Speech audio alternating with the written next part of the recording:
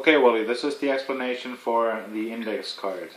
It's a fairly complex explanation, so at my wife's suggestion I'm going to be using one red back card for the chosen card. Now if I say to you I'm going to do an index card with a pass in a second, that's the explanation. The effect itself is already obvious to you. If you say stop here, if I was to control this card to the top, and you pick a whatever, a 5, and I deal 1, 2, 3, 4, 5, and that's your card, well, that makes sense. That's immediately obvious. This is a magician's fool and it's designed as such. So what I did to start with, you control this card. Let's say this card is chosen, has a red back. You control this card, but you control it to 4th from the top. That's the first idea I had there. So, and they can pick any card they want to. Let's say they pick a 4, which is really just coincidence in this case. You could show 1, 2, 3, 4. But you cannot repeat this after you do it like that. You're trying to give the impression that you're actually dealing seconds. So in this case, you could... the idea in dealing seconds is to make your tops look like your seconds, not just the other way around. If you were to deal a top, a second will never look like a top card ever, because this very clearly is one top card, and you cannot deal a second like that. There's no second in the world, nor will there ever be one that would simulate this. It's not plausible. On the other hand, if you fairly deal top cards like this, well, they could be cards, but you're not quite certain. So it's still a plausible explanation for me to say I'm dealing seconds. Now, let's say for the sake of argument, we're going to pretend there's only 2 alternatives. Either they pick a 4 or let's say they pick a 10. If they pick a 4, what I did in the explanation, in the performance there, which is not a full performance, I pretended to be doing this. I pretended to be doing the Arthur Buckley card control thing, this thing here. But I didn't really do this. But since the effect was brought about, that too sounds believable. But now let's say at the first repetition they pick a 10. So you deal 1, 2, 3, 4, 5, 6, 7, 8, 9. Obviously you shouldn't have to even necktie it that much. So however you want to do this, you deal seconds until you get to their card and you show them their card.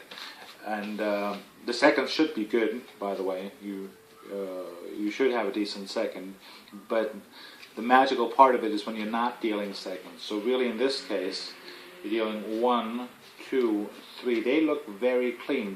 What you're doing is, if you're a spectator, you're giving me credit for dealing seconds when in fact I'm dealing tops, which is the whole idea there. And then you can keep going, and then the last one you do this way. Now suppose you wanted to repeat this. And I think you have, if you keep it plausible, if you keep the second deal plausible, you have to repeat this, because eventually you get to the point where you can in fact take off cards as slowly as this, and they'll say, well, okay, those are seconds, but really that can't be, but there is no other explanation. So it's a superimposition of different methods in the whole thing.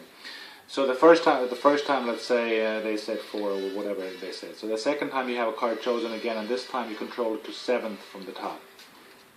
And the way to force a card under these circumstances, you don't have to absolutely force those cards, but you can. So you have, say, a couple of 7s or 4 7s underneath, and as you're done with your, let's say this is the card, and it is wherever they say stop at, you push it in, and you do, in this case, you can do a top card cover pass under 6 cards. So you do a top card cover pass under 6 cards, and you hold a break between the 2 halves. Now you can, for my sake, you can do, say stop. You're going to say stop here or there. If you have 3 cards, I didn't quite hear here, or there. Where you sure you want this one, or maybe this one or that one? It sells the notion it's a free choice. And they do have a free choice. And in fact, they could just name any card, because you're always in a position to get the card no matter what they say. But it'd be nice if they do take it and you sell that. So they, whatever, the 7 would have been here. They have a 7, and you can deal to the 7. Again, making it plausible.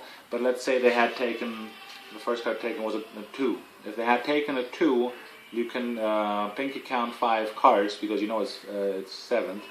And for a guy like you with your palming, you just palm off 5 cards. You can lap them if you want to. And again, you can do this sort of second. You can also, and the more your audience knows about Magic, the better it is. You can do the Vernon's Chinese, I think it's called Chinese seconds from the Vernon Inner Secrets or whatever. This sort of a deal. And you may remember he has a bit where he does seconds where the top card is pushed back, the second is pulled out, and it sort of, I can't really do that, but it goes through like this, and it does it with a bit of a, it's been a long time since I've done this, but at any rate, you can pretend to be doing this. So even if you can't do it, and even if you can do it only very, very poorly like me right now, you just say, well, most magicians do this. And no matter whether you do it well or not well, say the card is 7th, and you start off by doing 1 or 2 obvious seconds. This is consistent with the method that you're trying to sell. You're trying to sell the idea that their card is on top, and you deal seconds. So you start off with an obvious second that they can see it's a second, and then you keep doing it and say you have a new principle there, but it's plausible. And you start off with making it very plausible, and then in each subsequent repetition, you make it less plausible, until in the end, let's say you have it 7th. So you do this maybe 2 times where they're starting to buy. 3 repetitions are just fine. So the first 2 times you do it, and you make them accept that your tops could be seconds. They're losing sort of a grasp on reality there. And the 3rd time around, say you force the 7th, and they take the 7th. And now you say, okay, this time I don't even want to touch them. They think they're following you along, but you say, okay, this time I don't even want to touch them. You put a glass on there or a coin on there, and you say, okay, and you force the card. You know the card. You say, you can take the cards home with you. You can check them. They're not marked, nothing of the sort. Are you happy with this? And they're happy with this. And then you ask them and say, okay, take the top half or the top quarter, and whichever one you think is 1, you put over here, and maybe you have a little piece of paper, and you say 1, 2, 3, 4, 5, 6, 7, 8, 9, 10, 11, 12, 13. So each one corresponds with the card, whatever that card is, and then they turn it over, and I didn't do that this time, but it would be a 7.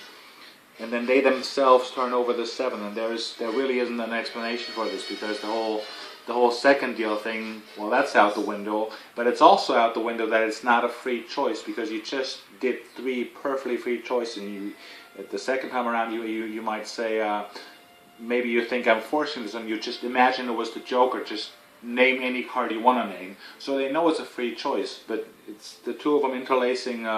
Gives you a sort of thing that will fool, I think, just about anyone. And the more you know about things, the more you should be fooled.